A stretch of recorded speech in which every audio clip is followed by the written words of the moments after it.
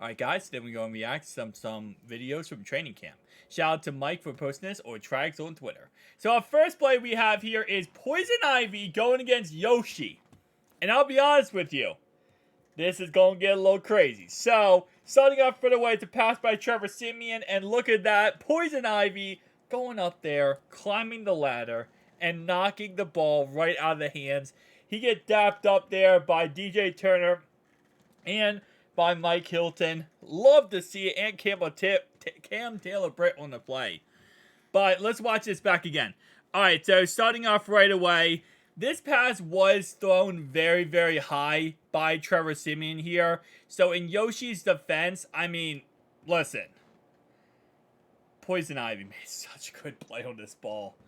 I mean, to push yourself above Yoshi here, get that one hand on the football, and be able to knock it out. Because in all honesty, if his hand isn't here, that ball is going right to Yoshi. Yoshi's catching that ball, and he's getting down the sideline, right?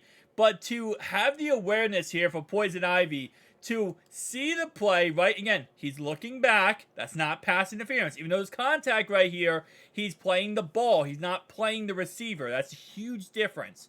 But going up here, again, that right hand is everything to knock that ball out.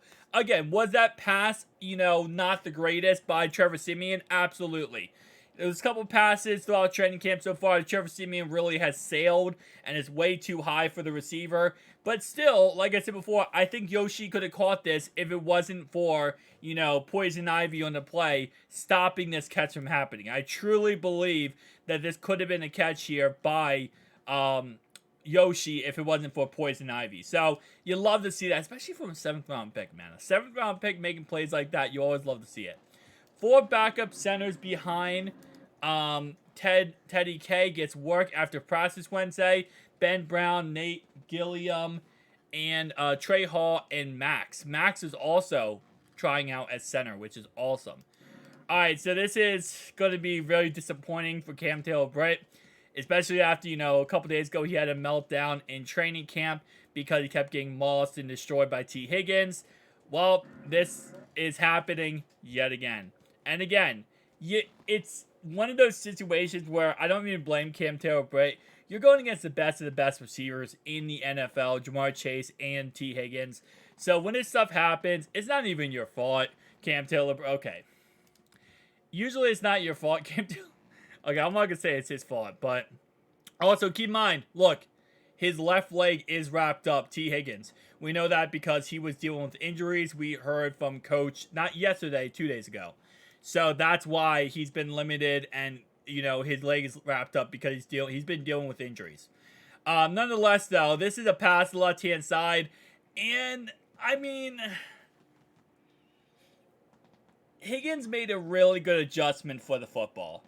You do want to see Cam Taylor-Britt be a little bit more aggressive there.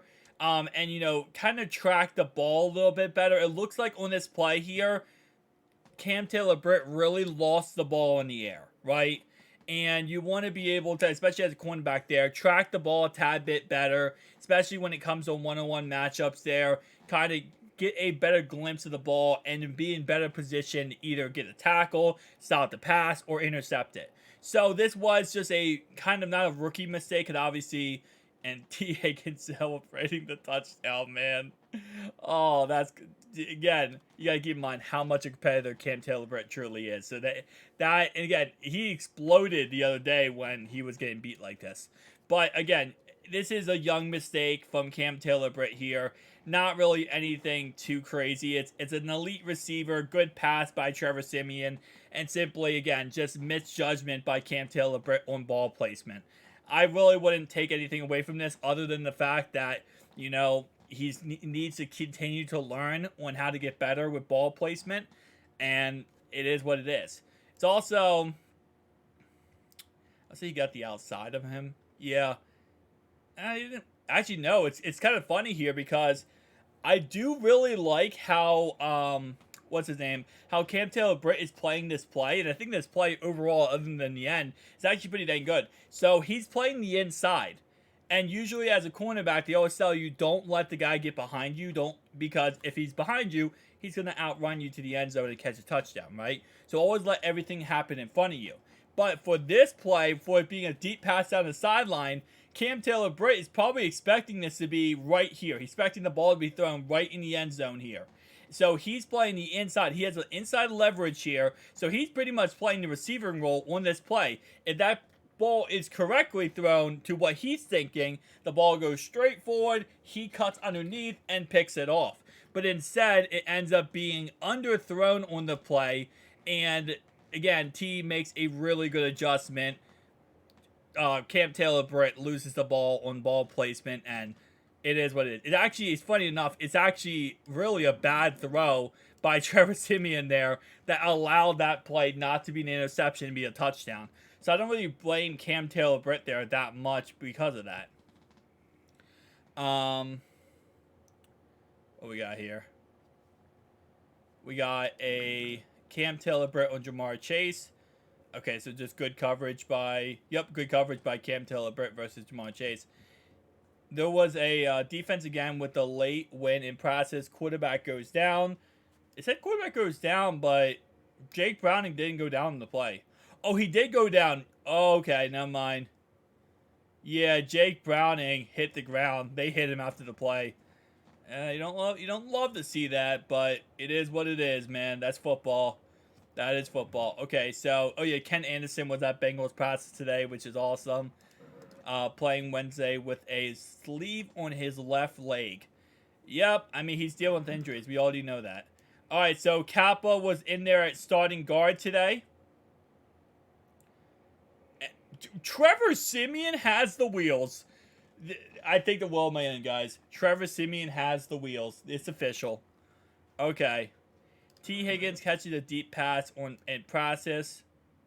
And then obviously this is uncontested, so it's not like he's not going to get someone, but still nice to see that. Oh, this is huge, actually. Trayvion Williams was back stretching Wednesday. Doesn't have full pads on, but he's back stretching, and, he's back. He's back, guys. But we're going to have to wait to see what he does, this upcoming... he's not going to play this upcoming week, most likely, against Friday. It's way too soon. But hopefully he does play week 3 of the preseason, so we can say some type of game action for, what's his name? For Trayvion Williams. Hopefully we see some type of game action. Because right now, I'll be honest with you, it is Joe Mixon, Chase Brown, and Chris Evans.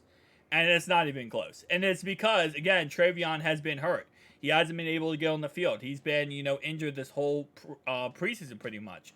So once he does come back, we'll see what ends up happening. And hopefully he gets a chance to compete for this job. I'll see you guys next one. Peace out.